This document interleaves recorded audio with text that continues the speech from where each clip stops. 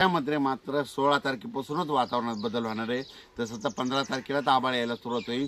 16 मार्च ते 22-23 मार्च दरम्यान आपण स्वतःची काळजी घ्यायची, आपल्या पाळीव प्राण्याची घ्यायची, म्हणून हा अंदाज सर्व शेतकऱ्यांनी लक्षात घ्यायचा. राज्यात हे पाऊस काही काही ठिकाणी पावसाळ्यासारखा पडणार आहे, काही भागात पडणार देखील नाही, काही ठिकाणी नुसतं वारं सुटणार आहे, काही भागात गारपीट देखील होणार आहे. म्हणून हा अंदाज सर्व राज्यातल्या सर्व म्हणजे प्रत्येक जिल्ह्यात सर्वदूर सगळीकडे पडणार नाही. तर तुम्हाला एक उदाहरण सांगतो. परभणी जिल्ह्यामध्ये 800 गाव आहेत, 848 गाव आहेत. तर 848 गावामध्ये नाही पडणार, 50% गावामध्ये पडेल आणि 50% गावामध्ये नुसतं वारं सुटतं. काही ठिकाणी गारपीट देखील होईल, अशी परिस्थिती होऊ शकते. मग तुम्हाला एक सांगू इच्छितो, हे पाऊस नेमका कुठं पडणार आहे आणि ते कशामुळे यायला.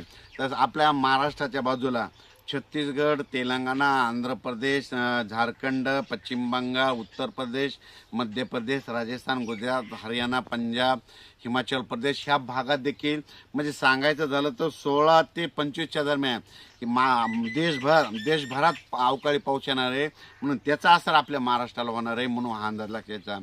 आणि 2026च्या पावसाबद्दल सांगायचं झालं तर शेतकऱ्याला सांगू देतो, 1972 सारखा दुष्काळ वगैरे काही पडणार नाही.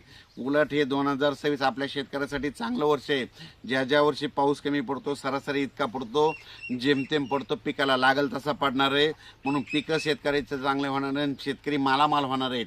म्हणून ही सर्वप्रथम शेतकऱ्यासाठी आनंदाची बातमी. म्हणून माझं एक शेतकऱ्यांचं, पाऊस जर कमी राहिला तर कमी पाण्यावर येणारी पिकं करा, लवकर येणाऱ्या जाती करा, लवकर येणाऱ्या जातीला प्राधान्य द्या. असं केलं तर लवकर येणारं पीक निघून जातं. पण तुम्हाला एक सांगू इच्छितो, हे पावसाळा जरी सुरू झाला, परतीचा पाऊस मात्र काही काही जिल्ह्याला झोडपून जाणार आहे. म्हणून हा अंदाज देखील सर्व शेतकऱ्यांनी लक्षात घ्यायचा.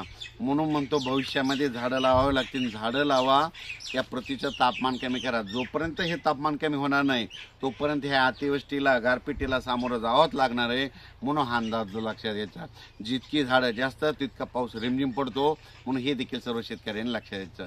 अचानक वातावरण बदल झाला तर उद्या एक लगेच मेसेज दिला जाईल. धन्यवाद.